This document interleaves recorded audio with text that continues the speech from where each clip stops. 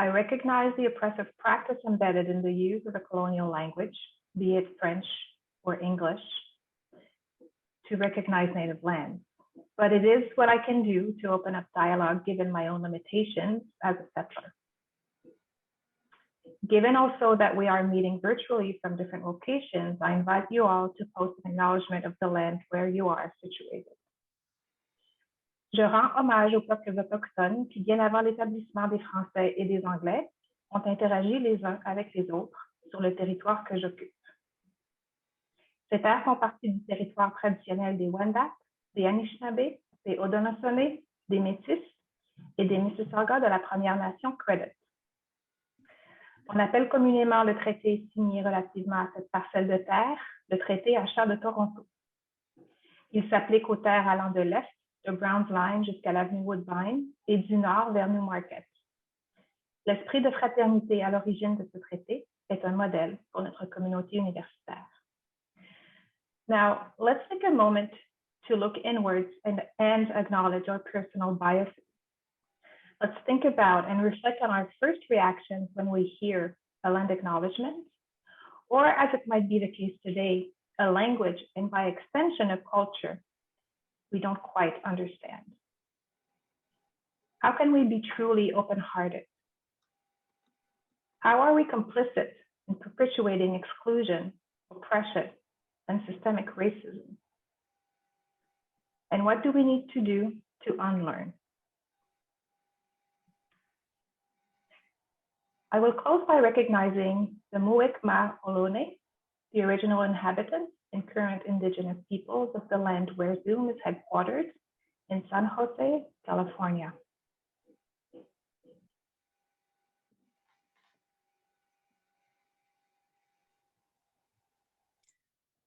Thank you so much, Geneviève. This last year has been a challenge for all of us, both professionally and personally. This third wave of COVID-19 has been exhausting, but I think we can agree we are seeing a light at the end of the tunnel as more Canadians are getting vaccinated. I want to start with thanking the many volunteers who have kept the organization moving forward during this worldwide pandemic too, because it's being very brave and productive despite our isolation and the challenges of various provincial lockdowns. We've all learned how to innovate and sustain our connections. The STLHE Board of Directors felt it was important to offer this information session to members, so there is absolute clarity about the bylaw changes that were approved by the board on April 22nd, 2021, and that will be brought forward to the AGM on June 18th, 2021. Governance issues are not always well understood, nor are they particularly engrossing content. Yet good governance is fundamental to how we conduct ourselves as a national not-for-profit. It truly matters to us and so many other organizations from coast to coast. I took time to look up the definition of governance, and I found this one. Governance is a system by which entities are directed and controlled. It is concerned with structure and processes for decision-making, accountability, control, and behavior at the top of an entity. Governance gives us a foundation to work from and an assurance of competent management and accountability. It should give you confidence that the organization is operating as effectively as possible and has the flexibility to adjust to the realities and opportunities that crop up every day. In a moment, I'm going to turn things over to our board secretary, Miriam Carey, and our legal counsel, Jordan Allen from Miller Thompson, who will walk you through the very basic changes that have been introduced to our bylaws. But before I do that, I want to stress just a few things. First of all, that the Canada Not-for-Profit Corporations Act that governs STLHE empowers the board of directors to act on behalf of the society and its members, to take action and make decisions in a variety of areas. The society bylaws and the attendant processes are just one of the areas within the board decisions-making jurisdiction. Of course, any bylaw changes has to be validated by the membership at our upcoming AGM, as it has in the past. Second, these changes were absolutely essential to STLHE's continued existence. We needed to amend our bylaws so they are aligned with the federal legislation that governs us. To ignore that requirement and remain outside the law would have set us on the road to dissolution as a not-for-profit. Third, the list of changes you'll learn about today is actually quite short and mostly administrative in nature. Fourth, our insurer needed the assurance from us that we had taken steps to comply with federal legislation. And finally, this is about our organizational health. Any well-intentioned and competent board of directors welcomes a review of its governance, more particularly its bylaws and policies from time to time, because it means they're committed to serving their members and doing a good job. It means that the organization is keeping pace with change and ensuring that it is accountable to its mandate and its members. And I want you to note that the STLHE board plans to look at other aspects of governance in the year ahead and will engage you in discussions about where we might make other improvements. At this point in time, it is really just the bylaws. We are not looking at governance changes. And before I turn over to Miriam and Jordan, there are a few things coming up that I want to share with you, just to remind you of different opportunities for engagement. The Unconference is coming up June 7th to 11th, and I encourage all of you to register. We think it has a very exciting program, but we also recognize with COVID that we need to do things differently. It is free for students, any students, whether they're a member or not, to attend the conference, and $50 for members. On June 10th, during the Unconference, the Equity, Diversity, and Inclusion Task Force is holding a session that's free to all members during the Unconference to deliver a progress report on their work to date and to receive feedback from members. We're also going to have a special meeting that was called for by our members to further examine the bylaw changes, and we're talking about that today, and that will be held on June 16th. The AGM is going to take place on Friday, June 18th. And I want to remind you also about the call for nominations of the STLHE Board of Directors. That deadline is coming up on May 28th, and we have 7 director positions available. And I encourage you as potential nominees for your own participation, or to encourage others to participate at the board level of STLHE. For real change to happen, we have to be engaged at all levels of the society. Information on all these events will be found on the STLHE website, and I will now turn the floor over to Miriam and Jordan for their presentation. And thank you for coming. Thanks, Denise, and welcome everybody. My name is Miriam Carey. I'm the Secretary of STLHE, and I have been since September 2019. Very glad to see you all here today, and particularly to see some faces I haven't seen in quite some time, so warm welcome.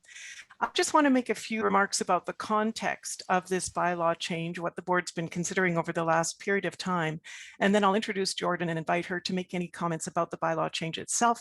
Then we're open to your questions and comments. So I do just want you to know that the board has been considering governance very seriously since April last year in 2020, when we set our retreat for June, for the date of June 8th, and decided to talk about governance and review our governance processes at that time. At that June 8th meeting, we set up an ad hoc committee on governance whose mandate was to provide recommendations to the board by the September meeting at the end of September last year. And although the committee's report was not complete at that time, it was received by the board in the December meeting. Since that time, the board has committed itself only to addressing the alignment of the bylaw with the Canada Not-for-Profit Corporations Act, as Denise has mentioned. It was in October, actually, last year that we talked about just doing that piece of work, because the entire governance review is quite a large and complicated thing in some ways. So in January, the board agreed to move towards a governing by policy model, which we're happy to talk about in more detail, but it's not particularly directly related to this bylaw change at this point. In March, at the meeting at the end of March this year, the board agreed in principle to bylaw revisions to align our bylaw with the Act as mentioned. And in April, those language changes were made. They had been reviewed by Jordan Allen, our legal counsel on not-for-profit governance. She's from Miller Thompson in, I think it's Saskatoon. And I'd like to welcome Jordan now. That's all I need to say, I think, in terms of background. As Denise mentioned, it's common practice for the board to make bylaw changes and then put them before the membership at the next meeting of the members, which will be at the AGM. Jordan, please. Thanks, Miriam, and hi everybody, and thanks for having me. I think between Denise and Miriam, they've kind of caught it all, but I was retained to go through the bylaw changes to ensure compliance with the Act. The changes are relatively minor. As a little bit more background, the Corporations Canada actually puts out standard bylaws that they like to see corporations use. And I think it's important to note that this basis of this amended bylaw is actually the exact template of the model bylaws that Corporations Canada wants us to use. And so you'll see I'd provided an annotated bylaw earlier in the month, and the changes are actually relatively not substantial. There's no changes to the membership structure. There's no changes to the directors. Really what we've done is firstly streamline the bylaws. So anywhere that there was, you know, duplication or inconsistencies, we fixed those. We ensured that the entire bylaw is consistent and compliant with the Act. Most of the language in this amended bylaw is actually language that's taken directly from the legislation. And the other thing we did was included a few provisions just based on the current practices of the organization. So for example, we've included an executive committee and the terms of references that apply to the executive committee. But as Miriam mentioned, the bylaws themselves are actually quite broad, with the goal that the bylaws are broad and then any more specific policies or practices can be implemented through policy. I'm not sure if there's anything else to add, Miriam, or if we just want to open the floor to questions. And again, and the other thing I will mention is the organization is doing this exactly right. It's generally the board's role to review the bylaws, whether it's usually it's annually, review the bylaws and put them to the members for confirmation. So the board has approved the bylaws as set forth under the Canada Not-for-Profit Corporations Act, and then at your AGM, upcoming AGM on June 18th, the bylaw as put forth to the members will either be confirmed with amendments or rejected. Yeah, I think that covers it, Jordan, and I'm attempting to share my appropriate screen. Can you see the bylaw? And I'll try and scoot around as questions arise. Yes. Yep. Okay, then I think we're just open to questions and comments. This time is for you, the members, to get clear on why we're making these amendments, what the amendments concern. So we're here to answer any of your questions or concerns.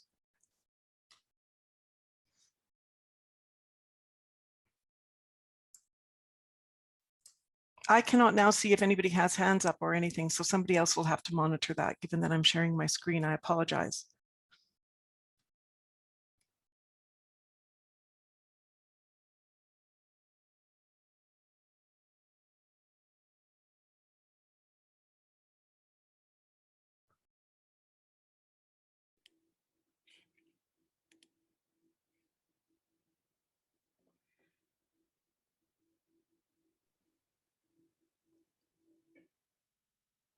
I'm actually jump in and say something since they're yeah, I'm hearing nothing from anybody.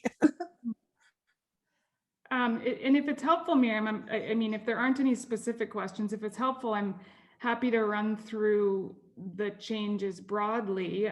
I mean, they're pretty straightforward, and the annotated bylaw provides pretty clear guidance. But if that's easier, if there's no specific questions, I'm happy to do it that way. Whatever is helpful. Well, why don't we do that, Jordan? Why don't we just scroll through, and let's hope that members who have questions or comments will interrupt us as we do so. And Jordan, I'll let you just speak to your annotations as we scroll through, okay? Sure, yeah. So this first section 1 here, this is a standard preliminary section that would go in any CNCA bylaw. The only change is updating the definitions based on our proposed changes below. So I don't think there's anything to say there. Okay. And again, there's no substantial changes to point 2, which just sets out the standard operating policies. So again, like this 2.6 here is just saying that the board can adopt and amend policies as they see fit. That's just a power that's provided to them under the legislation. So no changes there. The membership provisions. So as you will see from my notes, the membership provisions, the classes of members have stayed the same. The only thing we have done is clarified what makes up an individual member and what makes up an institutional member. So the actual rights given to either of those members has stayed the same. The only thing we've done is provided that individual members are going to be individuals and institutional members are limited to corporations who are accepted by the board.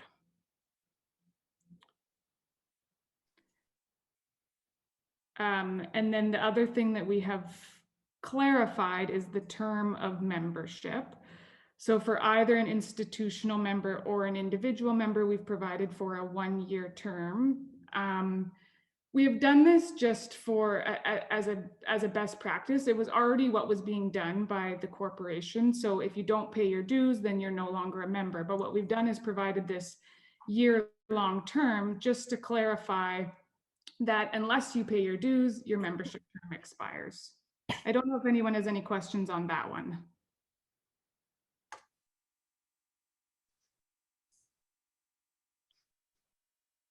And then, as I mentioned, the membership rights stayed the same. Individual members have the right to. Someone has a question: how are lifetime members treated in the bylaw? So the way that the governance of an organization works is you have the articles. So the articles are like the birth certificate of the company. And under your articles for the corporation, there's two classes of members: institutional members and individual members. There's no class of membership called a lifetime member. So it might be, in practice, it might be that you have these lifetime members or these honorary members, but technically that actually wouldn't be a membership class as defined under the legislation or the articles. Does that clarify that question? Good, okay, great. Moving along, 3.4 and 3.5, this is again just a best practice we've added to the bylaws to provide that institutional members, so those corporations, have to appoint an authorized representative, and this is just to protect the corporation so that you know who you take direction from when it comes to an institutional member. Membership dues, so that's stayed the same. There's still membership dues payable. The only thing that we've added is that if you cease to be a member by reason of not paying your dues, your membership dues still remain payable to the corporation.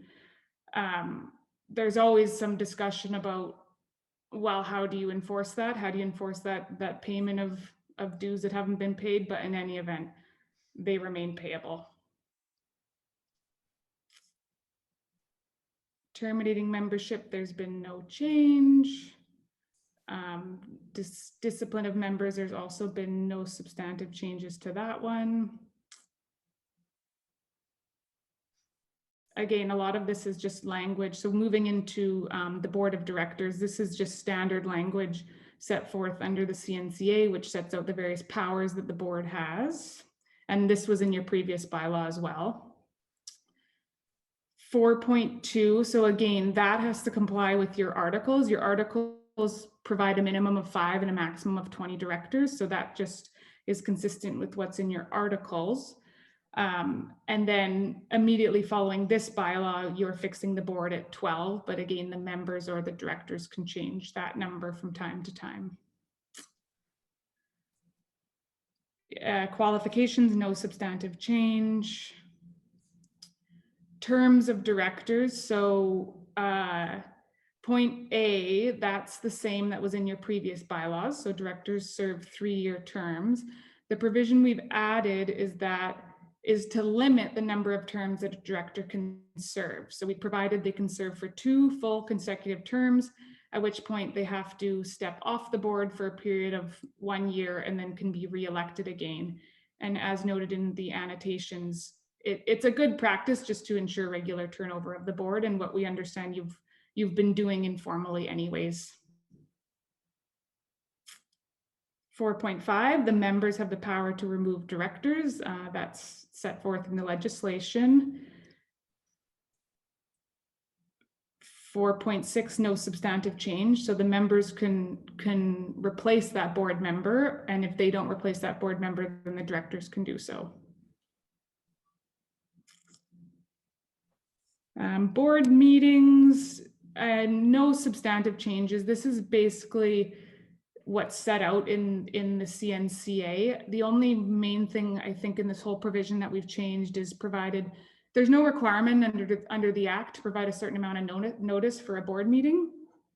So we've provided 2 days just for flexibility, although I understand that generally speaking, notice is provided much sooner. Or sorry, a notice of a board meeting is given out to the board members much longer than the 2-day period.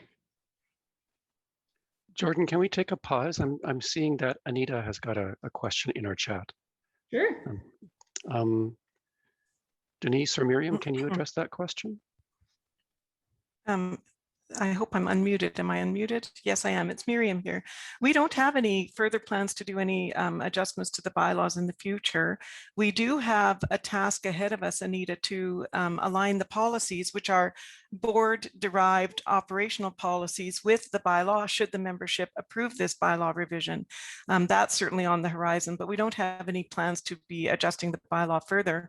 This alignment with the Act will bring us into that legal alignment, which was our goal this year.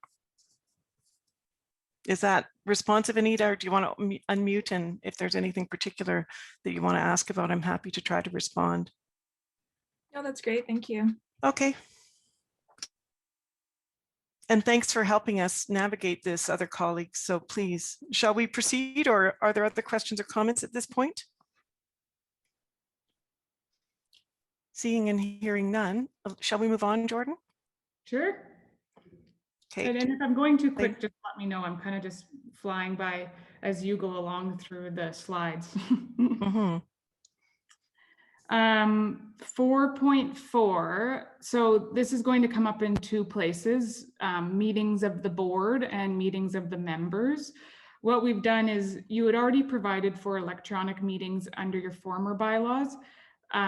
With COVID, there's been some changes as to how meetings can be held electronically. So we've just updated this to reflect the new standard practices. And what this does, just for your background, is you can either hold an entire meeting electronically, but also this provides the ability for a singular director to tune into a meeting, to an in-person meeting electronically, and they'd be considered in attendance at that meeting.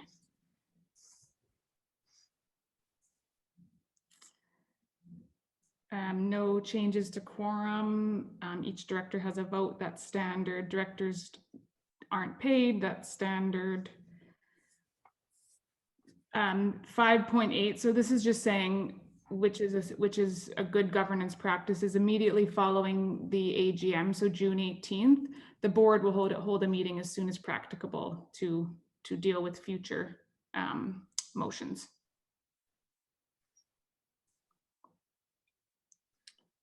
No changes to 5.9 to 5.11. The meetings of the members. So again, this is just what's set out in the legislation that you must follow anyways. So members have to hold a meeting each year. The members can requisition a meeting if they get 5% of the voting rights. That's permitted under legislation. There's no changes here from the former bylaws.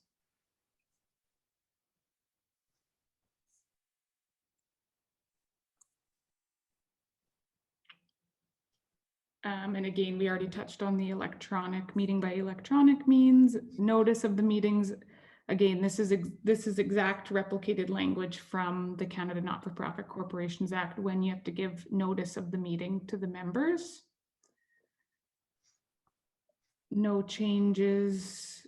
Your quorum. So under legislation, quorum at a meeting of the members is a majority of the members, unless the bylaws or the articles provide otherwise. And under your legislation, or sorry, under your bylaws, which is standard for a large membership-based organization, quorum is 5% of the votes. And that's just to make sure that a meeting actually gets held. And that we can do business. Right. And there's no change there either.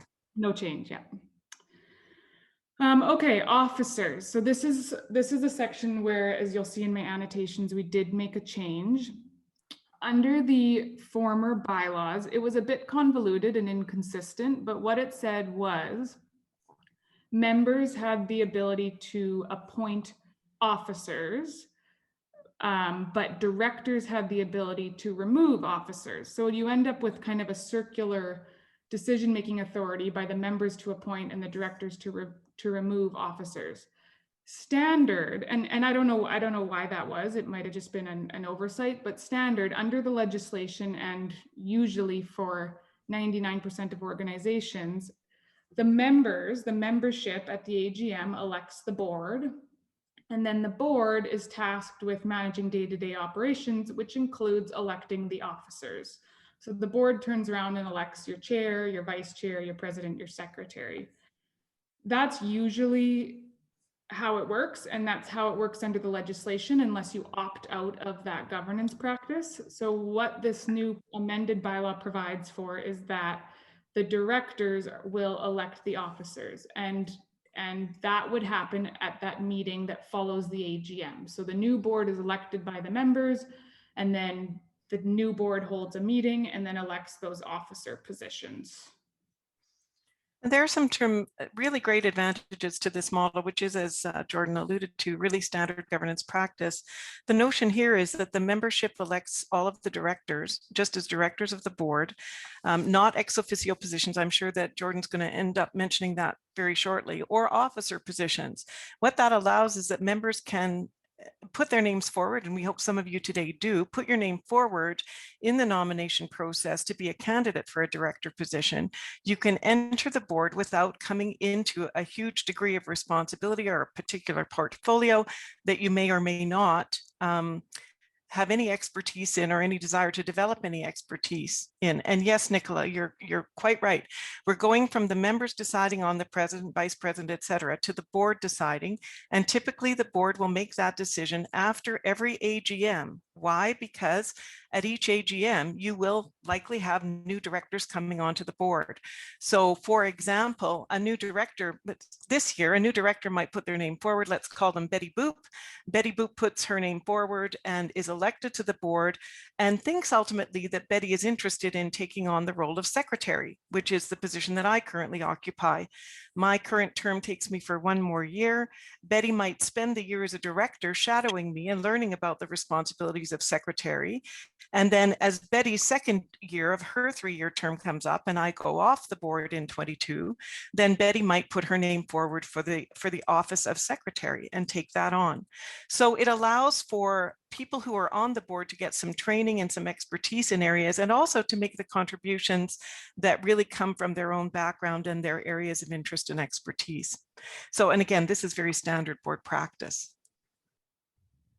And if I might jump in there, Jordan and Miriam, this is the practice that the Council of Fellows as a constituency group has already been practicing for the past 3 years, recognizing that the bylaws were already out of step with the Canadian Not-for-Profit Act. We sort of have shifted to this in our council governance already. Thanks, Pat. Anything else on this point? Okay, hearing and seeing none. Moving on, Jordan. Okay, so then with that, for the various officer positions, we've just updated it to be consistent with the CNCA. Oftentimes chair and president are used interchangeably. Under the CNCA, they refer to a chair. So we've just updated to provide for a chair and a vice chair. Again, this role generally is the same role as that of a president. And then we've just gone and modified slightly the various roles and responsibilities of each of the officer positions based on what's in the legislation and a little bit of best practice. And then as we will get to, we also have some references to the executive committee, which we have added.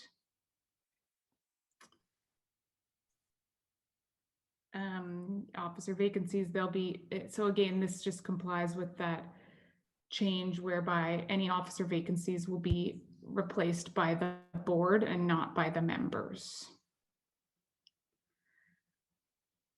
And then going into committees, so we've updated the sections with respect to committees very minorly. There's no substantial changes here. We've just put forth some broad terms that govern committees and how they can be established and the rules surrounding them, and what they cannot do. What they cannot do is prescribed by legislation anyways. The other thing we've done is, per your policies, we've just made specific reference to the nominating committee, who's tasked with collecting, reviewing, recruiting potential board members, officer positions, committee members, etc. And then, as I mentioned, we've added terms for the executive committee just so that this is set out in the bylaws, because you have an executive committee, so we should ensure that that's there.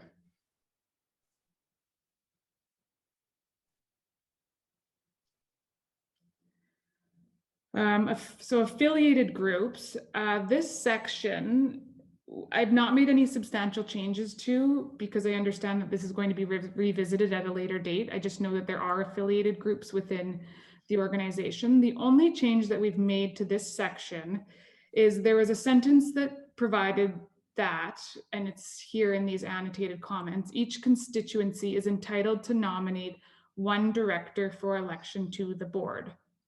Now, the CNCA does not actually permit ex officio directors. And what an ex officio director is a director that automatically becomes a director by virtue of some other position. So because they're chair of an affiliated group, then they automatically get to be on a board. That's not permitted under the CNCA. Under the CNCA, any person who's elected to the board must be elected by the members at large. So we took this out for the first reason being that it's a little bit confusing, and I don't want anybody to misunderstand this to mean that by being nominated or being the chair of an affiliated group, you automatically get to be a director, because that's not the case. The second reason that we took it out was simply because it appears to be a little bit redundant, because anybody can be nominated or can self-nominate to the nominating committee to become a director. This includes these affiliated chairs or anybody from an affiliated group or any member at all. So by saying that each constituency is entitled to nominate one director for election to the board, well, that's already allowed. It's already allowed because anybody can nominate themselves to the board. So we just took it out for reasons of redundancy. I don't know if anybody has any questions on that, but that's the reasoning. And actually, coming back to Anita, your question earlier, it's Miriam here again. You said, is there anything else we might address in the bylaws? One question I have, and it's for the new board next year to address, is this the language of affiliated groups? Affiliated groups implies that these are groups outside the organization who want to be affiliated with STLHE. And I think that that can cause a lot of confusion. What these affiliated groups are constituency groups, our special interest groups, and our teaching and learning networks are all member-driven communities of practice and interest that actually wish to undertake, particular activities in alignment with the larger society. So they're actually membership groups rather than affiliated groups. That language might be changed in the future because it can cause some confusion. And Nicola, this is a great question.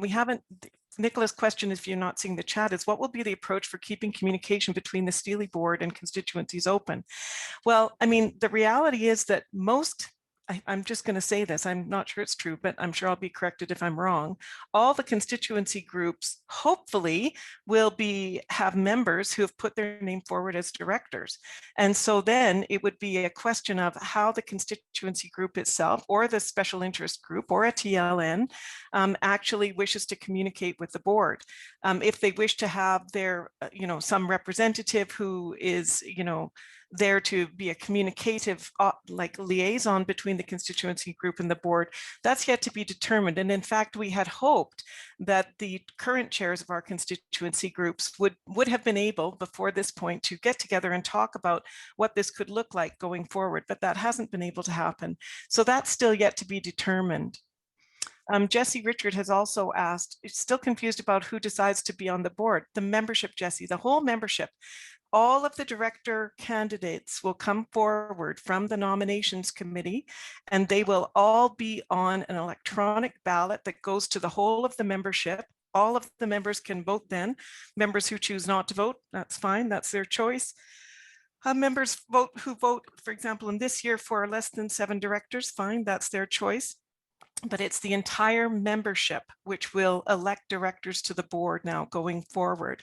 So in other words, you won't have a smaller constituency group, for example, electing a chair and then that chair automatically becoming a director on the board.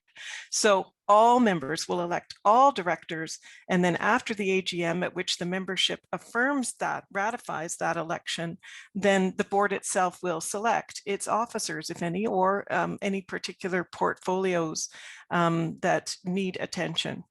And Sherry is asking, but am I correct that we are electing to the board, but not to a given position now? Yes, that is correct. And Carolyn says, good to hear desire to engage constituencies. Yes, we haven't had those conversations yet so far, Carolyn. And thank you, we plan them in the future.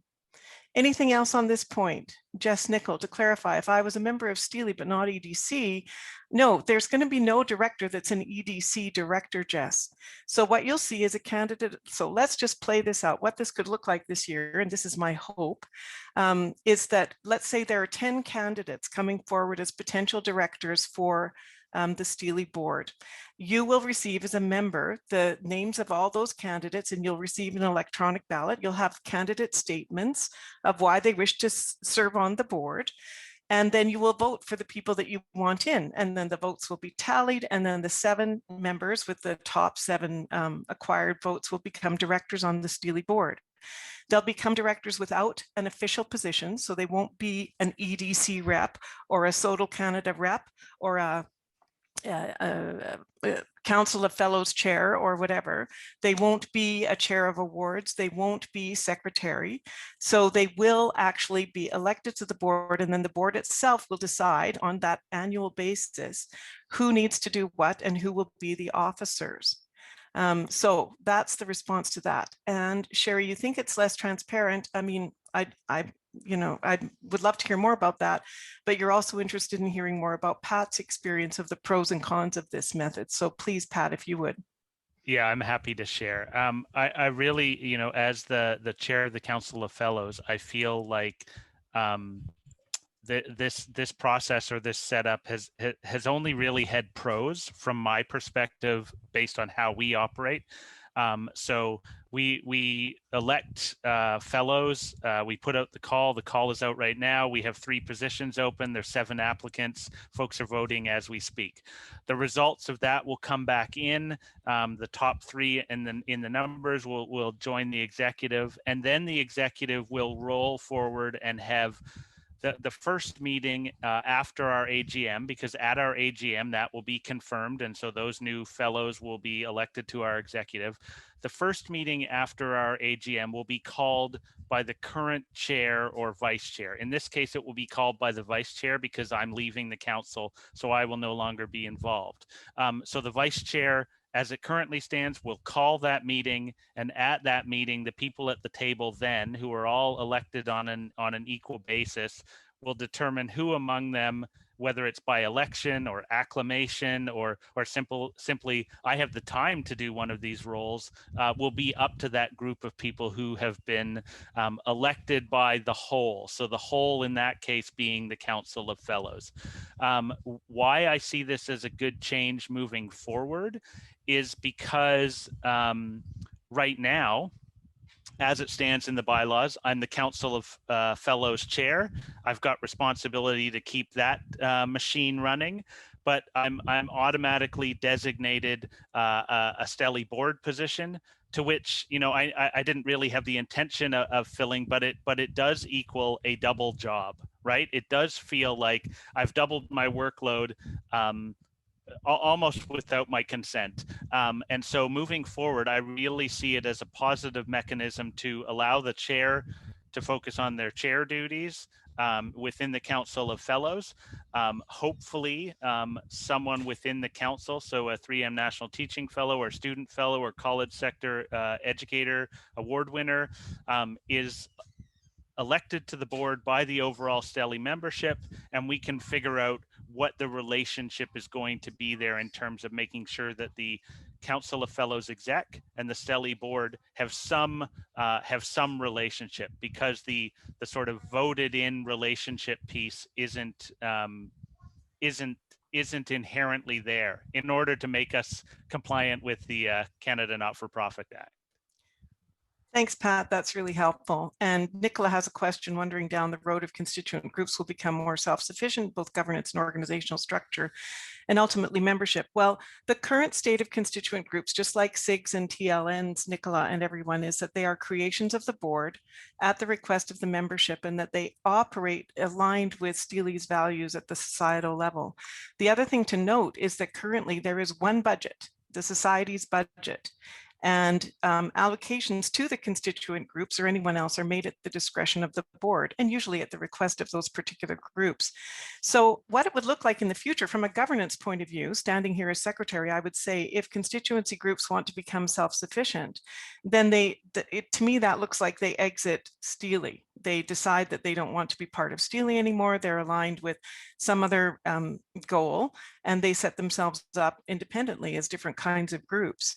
It's certainly possible, but at the moment, all of the affiliated groups are membership groups really of STLHE and are dependent on the board for their creation, for their dissolution, which has happened in the past with the college sector, I forget what they were called, it was not in my time, but the college sector group, and are dependent on STLHE for finance as well. So there would be a large governance change if that future that you're imagining were to come to pass. And Aisha too, I'm just trying to catch up with the chat now. Can't hear somebody who's trying to speak.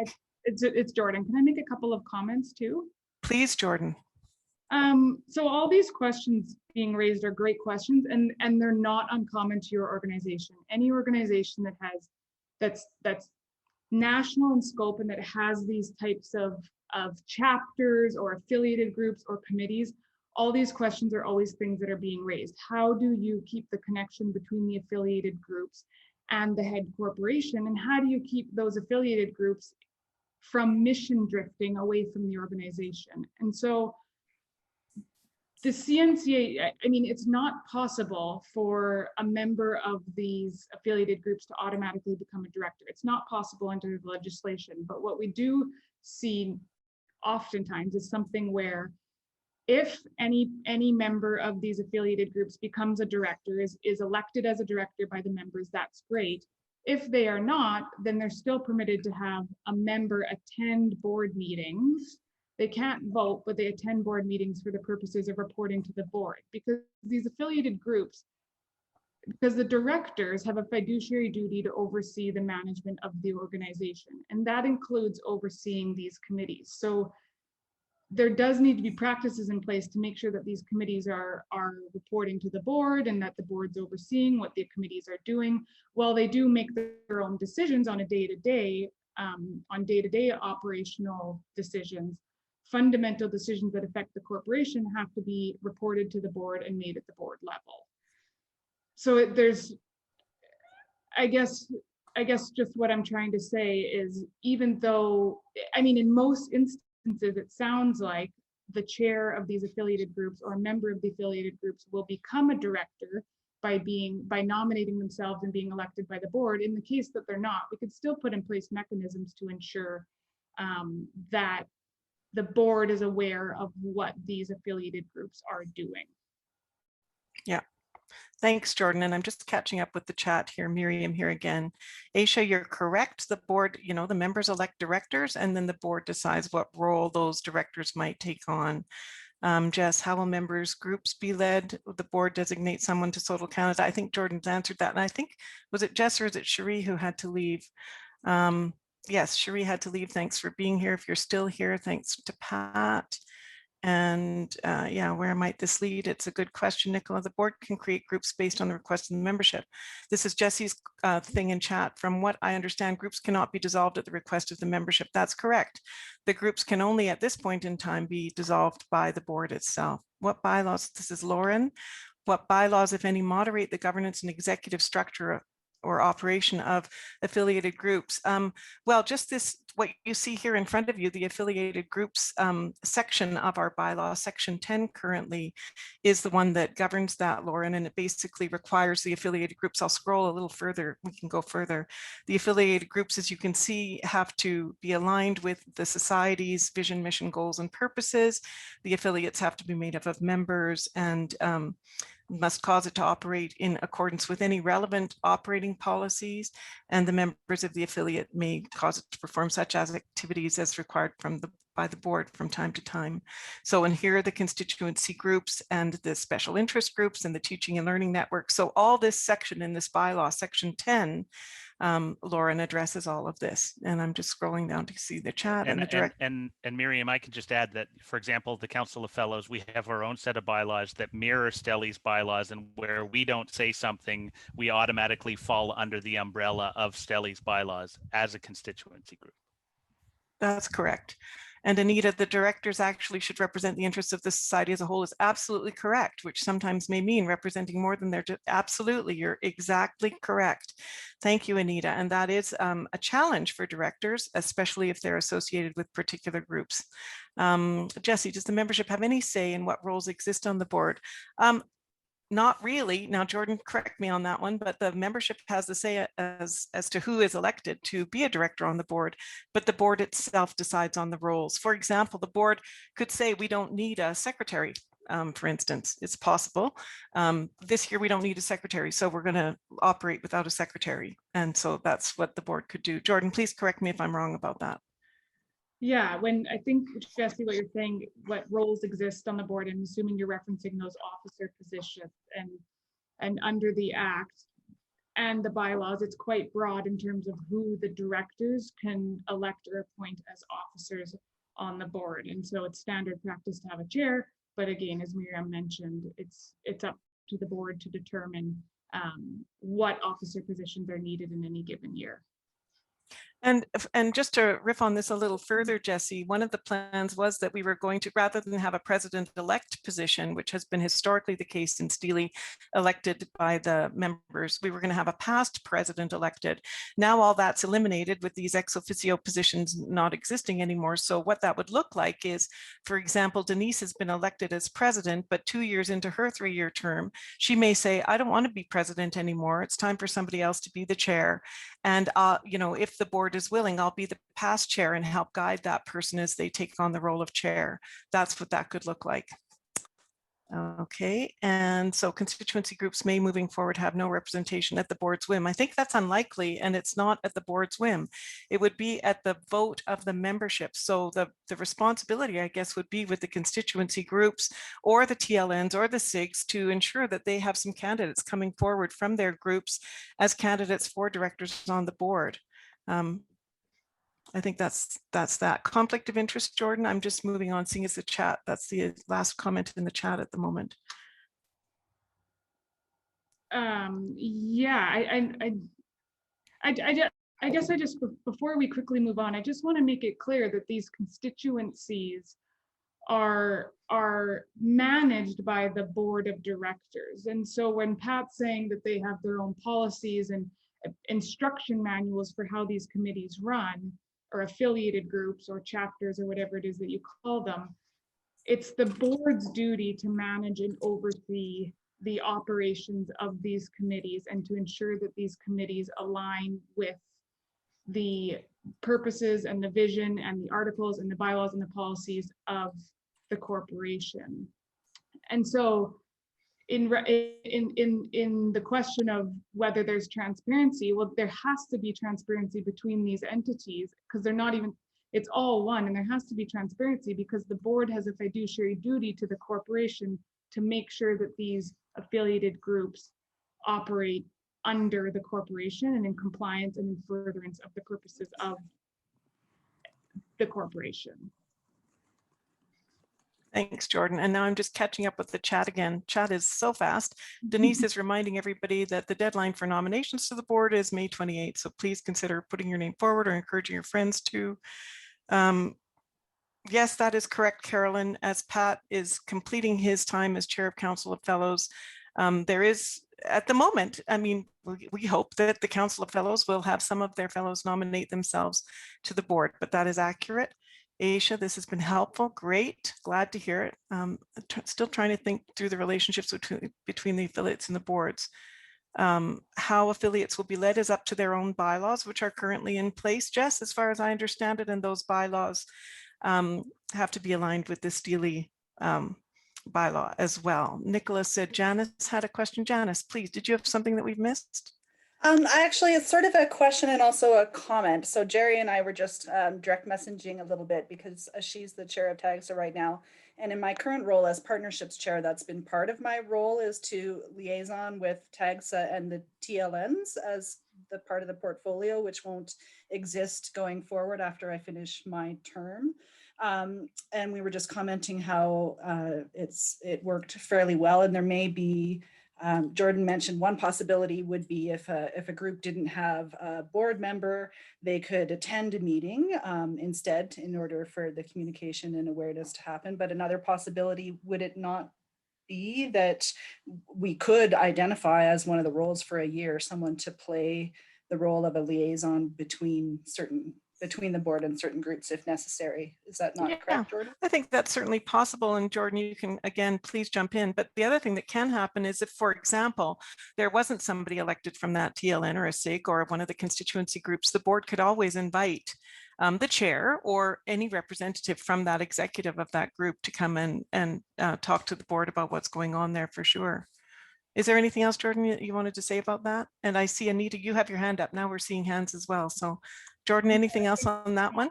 Perfectly right, Janice. And I think it's probably a good governance practice to appoint a liaison whose role is to liaise with the board to make sure that everybody's on the same page, for sure. Thanks, Jordan. Anita.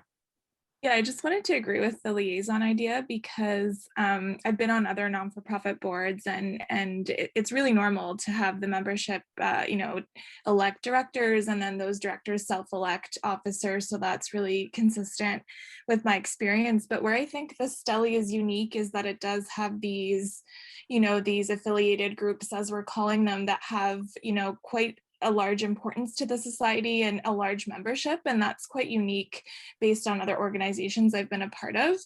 So I think it's just important to, just to keep in mind, how they're going to interface with the board and maybe put in some sort of structure that's not necessarily a director role, but where they can still have that direct line of communication. Because I think it's something that is a bit unique about STLHE that I haven't noticed in other organizations. So just wanted to you'll hear no argument here, Anita, and thanks for that. I mean, I can't imagine a possible world in which some kind of either structure or informal or formal wouldn't be set up. So that's yet to happen.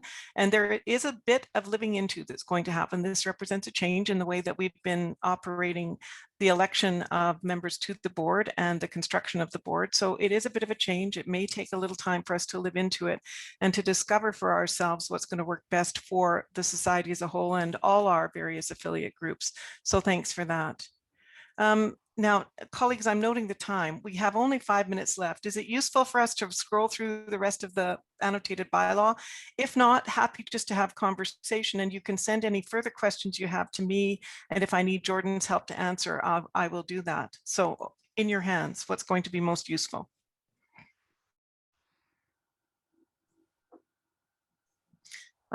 Jesse asked it, sorry, from Deb Dawson, Jess asked a question about how the chairs of the affiliated groups are elected. The affiliated groups have their own electoral processes and some of them have their own bylaws as well. So it depends on the group. And I just want to clarify too, and it might be that you call them bylaws, but there's only one bylaw of the corporation, and that's this amended bylaw we're looking at.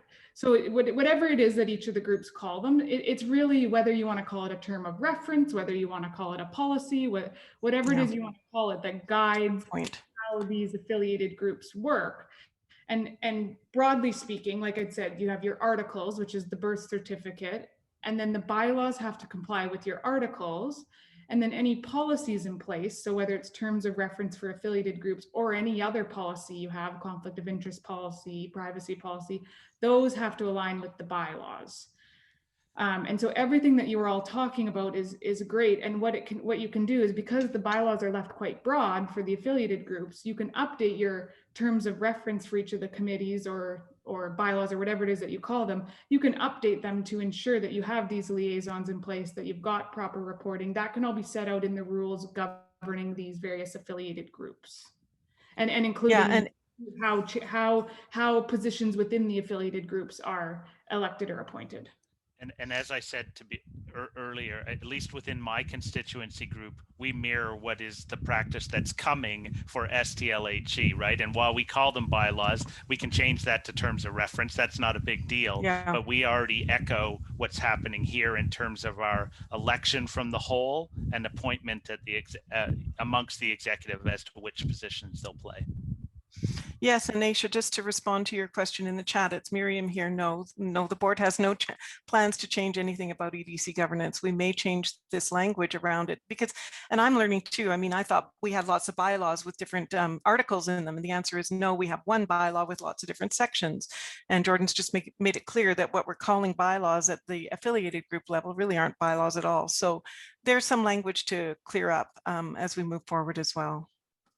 Thank you. Colleagues, it's now 2 minutes to the hour. Thank you so much for your questions in this conversation. It's been really valuable. And thanks again to Jordan for being here. Jordan, you are amazing, and we're so glad that you've been working with us. Thank you very, very much indeed. I don't have anything more to say. Denise, I guess back to you to close, please.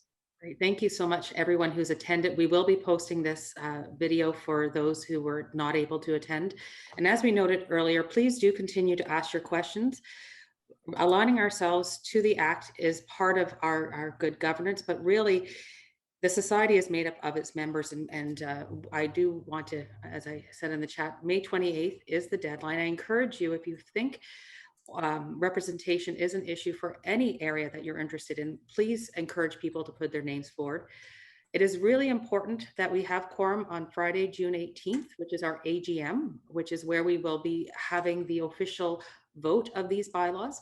So in relation to questions about when this change will happen, the board has not moved forward in any governance processes, policies, because it's up to the membership to align and vote for the AGM. So when you're talking about what's happening within the affiliated groups, that wouldn't happen until after the bylaws are approved. So I'm hoping that this was helpful for those who are here. I'm hoping that you'll share what you learned and what we've learned with others. And feel free, Miriam has put her email, both her personal and the secretary one, up. And just as a clarifier, there was a question about how come we don't respond via our email. Our emails are secretariat STLHE is only a relay system. It only goes to Miriam. She has no ability to respond to you as secretary. So just to let you know that. So please do attend our AGM.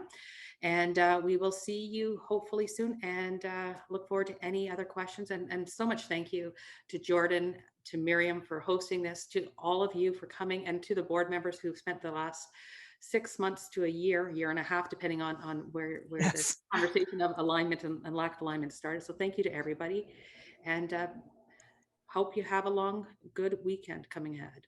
And thank you for coming. Thanks, everyone. Take care of yourselves. Stay safe and well. Bye for now.